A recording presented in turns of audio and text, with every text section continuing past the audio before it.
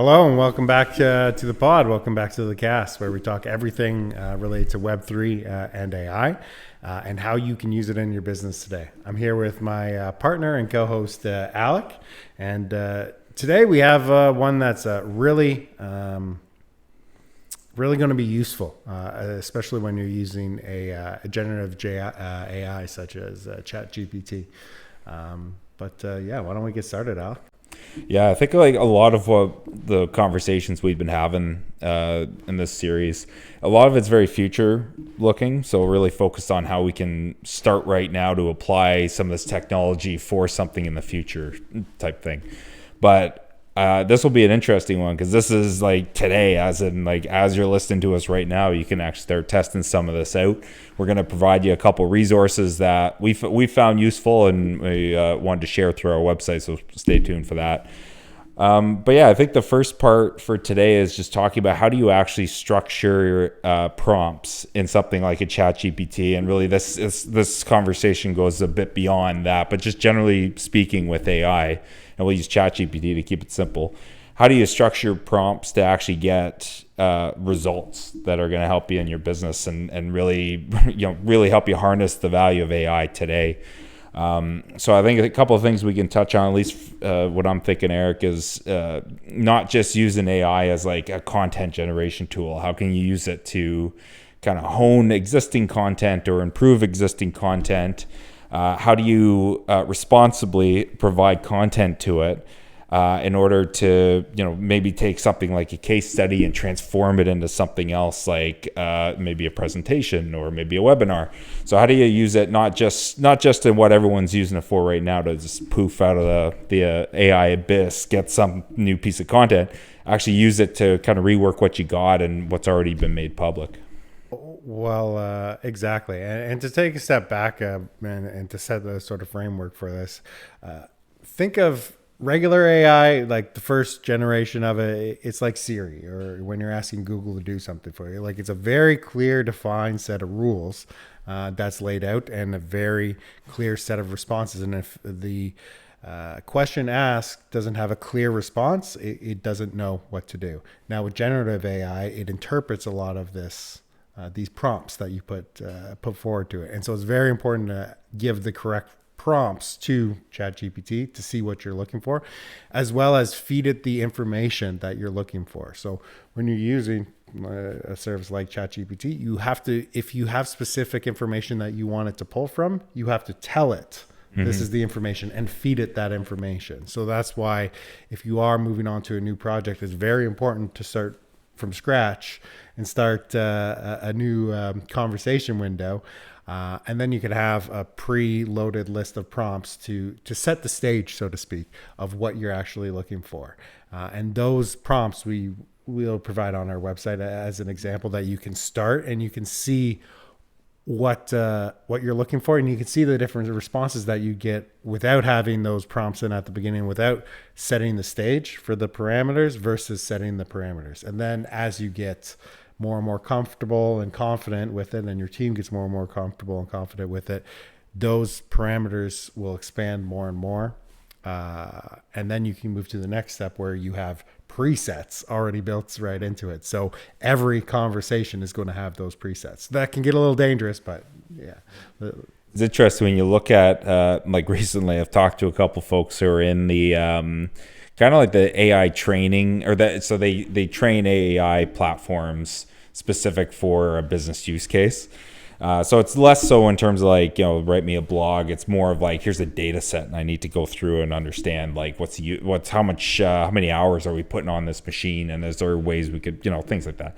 But it's kind of interesting because it's basically what they do fundamentally is create parameters. It's like they aren't trying to load in like specific, formulas or anything like that. They're just creating a box for the AI to work in, because it goes back to what you just said. It's like if the AI doesn't have this box to be in, it's going to go all over the place.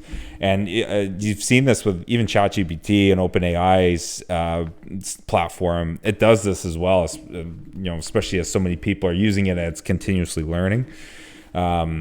but I think it was ChatGPT 4 actually has a lower accuracy rate when even doing basic like arithmetic and math questions, stuff like that. Its hit rates actually decreased from GPT 3 and 3.5, and it's just from I feel it's more of that. It's just so much information's been loaded into it without the structure. It's struggling a bit to actually pull together answers, even to basic things. Well, yeah, like AI doesn't know how to pull satire. It doesn't know how to pull to understand that The Onion is a fake news network, for example. Unless you tell it, don't pull news articles from The Onion. This is not real. And there's no way to do that. So how?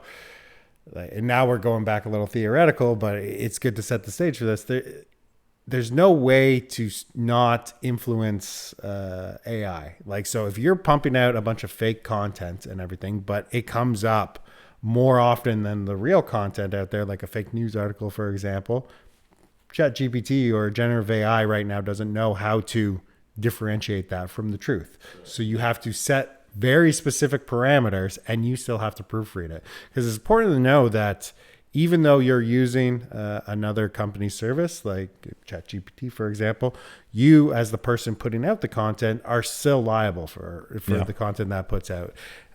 Now with ChatGPT 4 and other generative programs, there are plugins available where you can interact with other softwares, and that unlocks a whole nother level of liabilities. But we don't really want to get into that right now. Like, let's do baby steps, and then in a future episode, we can look at setting those defined prompts. I think one of the ones we're going to have on the website for people to look at is you take a piece of existing content. This is an interesting one. I've actually found this really useful recently.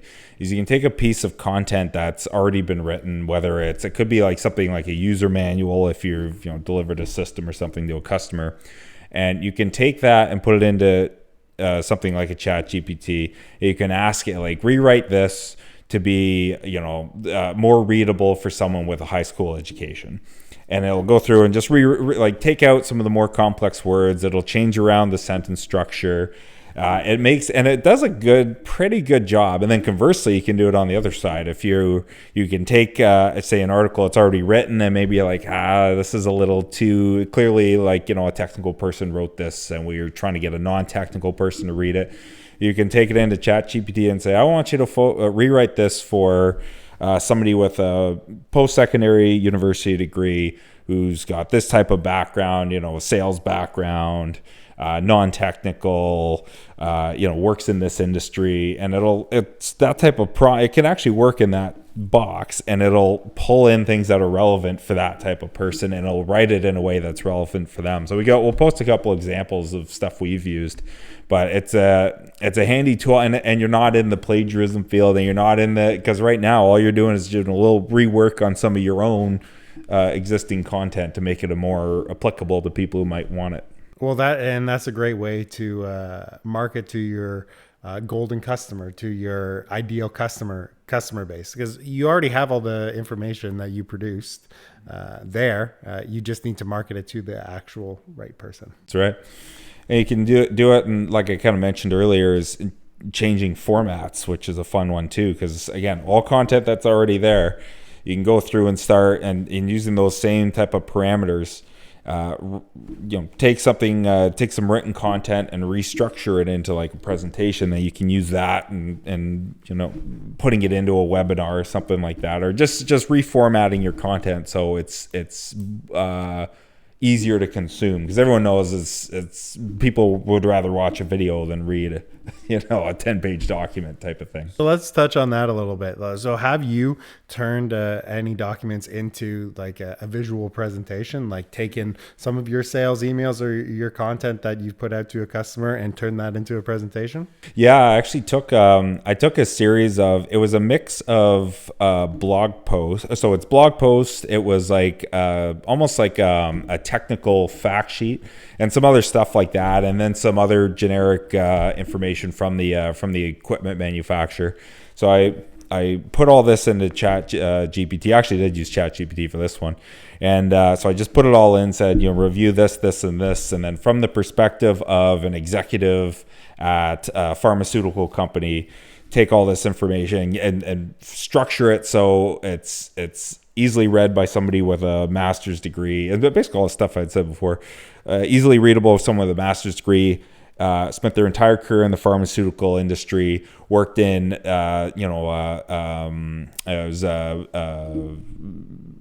generic pharmaceuticals, basically. So anyway, generic pharmaceuticals, and then boom, they put out an outline. And then of course you have to go in and change it a bit, because obviously from a sales perspective, you have to make it targeted. But it took all that content, took bits and pieces from all of it, and made a really nice outline. And then I was able to take the outline into Word, convert it over to PowerPoint, and then put all my graphics and all my stuff in there too.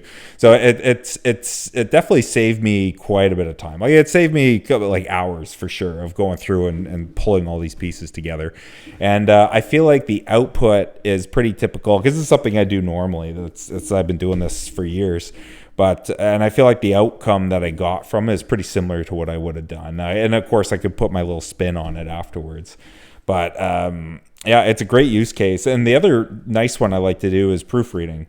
Especially if, say, a sales email, like that's a great one, or an outreach to somebody where you have to have perfect spelling and grammar. If somebody notices, like, and I'm guilty of this too, if somebody sends me an email with the spelling mistakes and stuff, I'll throw it out, even though it could be a good email. But this is a great way to do it, because drop your email in ChatGPT. It's like, check this for spelling and grammar and make it sound better. You can even just say that, make it sound better. And it does a pretty good job of doing that. But if you want to get a bit fancier, we'll share another one of these templates on the website with some more parameters that you can configure to make it fit whatever your need is, and kind of help structure, build that box around ChatGPT to get the result you want. Yeah. And now it's important to realize that you and your team are still going to have to do work on this, right? Like, you can't just take something from ChatGPT and put it, like, it's not fully done. But I mean, like you were saying, it's saving a good chunk of time building that outline, giving you the basis of the content that you need and everything, and the copy for the inside, but you have to still create it at the end. Yeah, and the other thing too is a lot of people, when it comes to, I know everyone wants like the easy path, and just ChatGPT, write me a blog post on top tips for SEO, and you have to go and read through what it puts out and ask yourself, like, would I give this to a customer? Like, would you actually give it to a customer? And hey, if you could say yes, then power to you. Best of luck. But if your answer to that is no, then think about it from the side. Like, you can go out and you can even create content based on your own knowledge and experience, and it doesn't have to be great. Like, you can. I'll go right into this point, because this is the other way I've used it.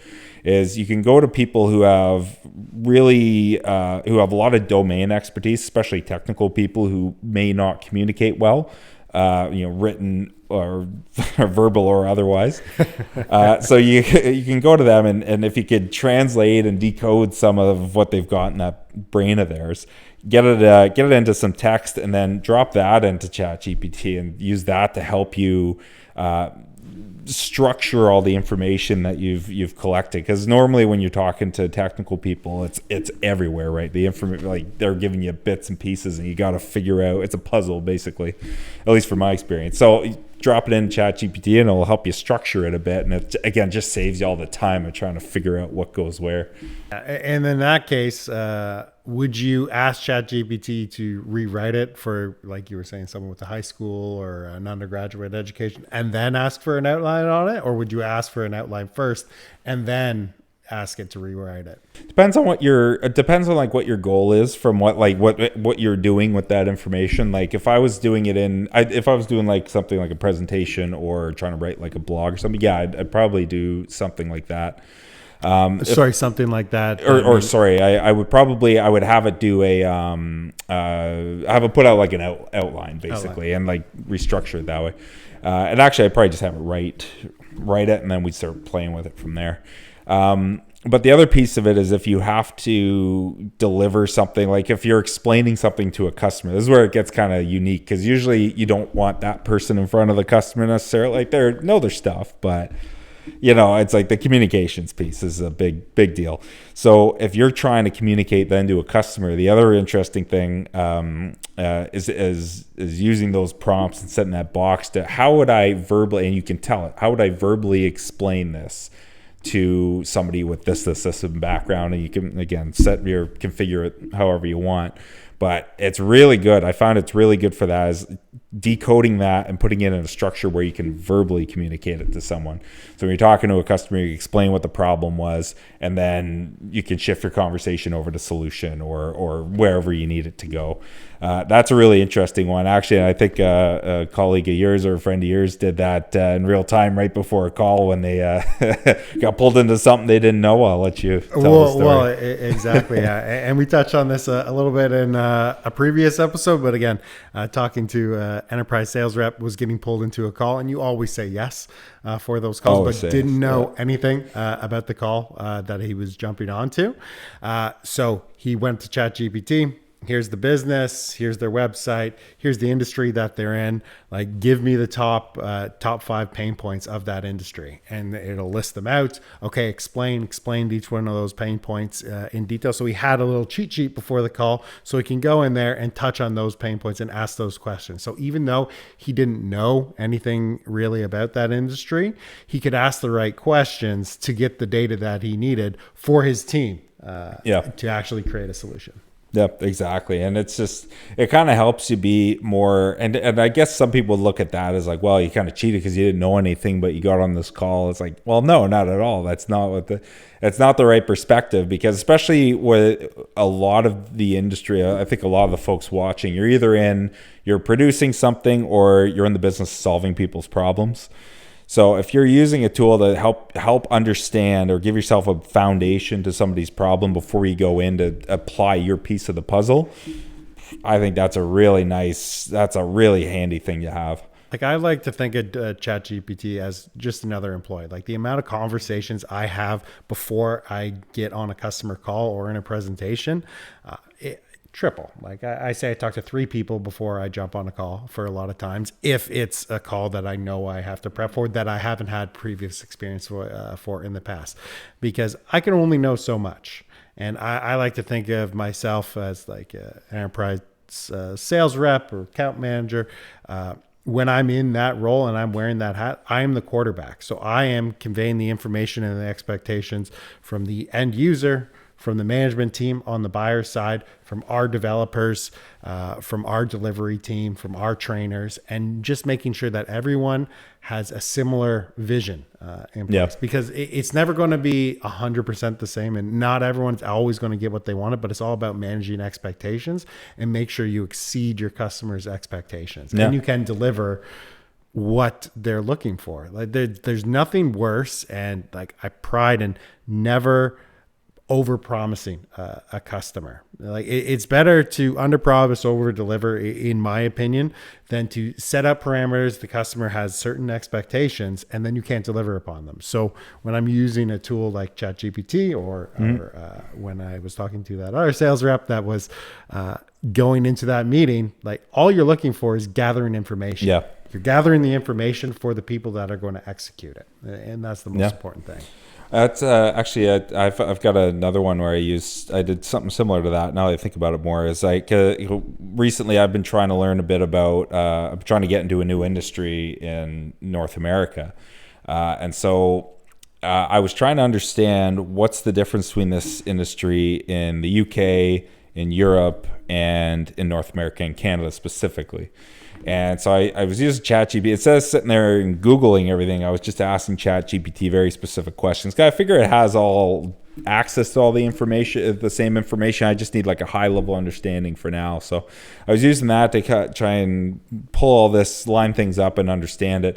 Then as I started to see what the differences were, I was able to go to the local regulator for the Canadian market and start pulling some of their more detailed technical documents. And actually, I'll this is another tool we're going to provide on our website.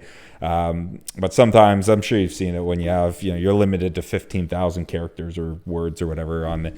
So it's always nice to have a tool and there's a couple out there that can split up long prompts, because this is the point you get to eventually where your prompts are so long that you have to you have to piece them all up. But especially when you're feeding content in, but we'll provide this one anyway. But so I used I was able to feed this super complex document into ChatGPT and just start asking questions about it, and kind of, instead of having to sit there and read I think it was 500 pages or something like that, I was able to just get the high level bits I needed out of it that nobody else would go and publish, because it's there's no need for anyone to do it. So it gets it's so handy to be able to do that. You can get such on the flip side, you can very quickly get a high level understanding of an industry, and you can pick out the pieces that are relevant and you can deep dive them, all using the same tool, all within the same little conversation, and it can reference back to all the old stuff that you talked to. So it's an awesome tool. I really do like it. Yeah, and I remember you first telling me about this when you were using it, and you still went to your team internally to ask them their expertise on it, like just to make sure. Yeah. Well, it's nice because the other thing I don't like, it's nice to not waste the team's time with stupid questions, right? There's always no stupid questions. Like, yes, there are. Yes, there are. And so it's nice to not waste anybody's time. It's like you can come in and you have a base, you've educated yourself with enough knowledge to be dangerous, and then you can get your team's input on like what the reality is of what they're dealing with on the ground, and like what the reality is in this scenario crossing into different jurisdictions. So yeah, it's been super handy. And then you can take that feedback from them, you can pump it into your chat, and bingo, and keep it going. I love it. I gotta say, I love it. Yeah, and that's touching on my next point. Like, you're always training the model. Constantly training it. And as these generative AI softwares out there, whatever platform you end up using, they get better and better. And we'll touch on this in a little while in a more advanced episode. Eventually you'll be able to define parameters for your model. And so every time you don't have to put the list at the very beginning and retrain your model for each different conversation. It'll just be in there and it'll exist in those definitions. Yeah. And especially, and we're starting to look at this a little bit, is when you step away from like the web interface over to the API, and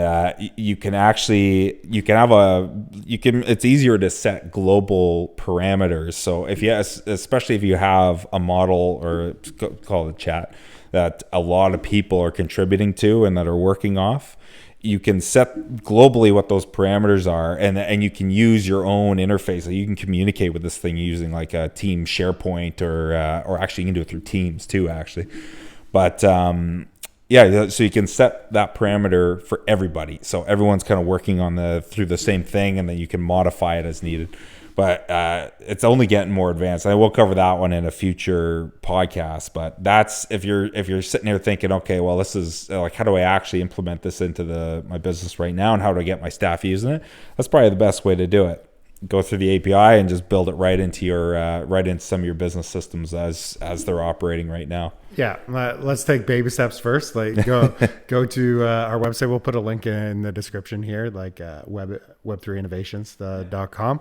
But try some of these prompts out. See the difference in the responses that you get as well for these prompts, from an unprompted chat group to an actual prompted one, and you'll see the output difference, and you can always tweak them for your industry, for your project, but it's going to be a good framework that you can use right now. And if you need some more help, like, just reach out to us as well. We'd be happy to jump on a call and talk more about your projects. Yeah, for sure. Absolutely.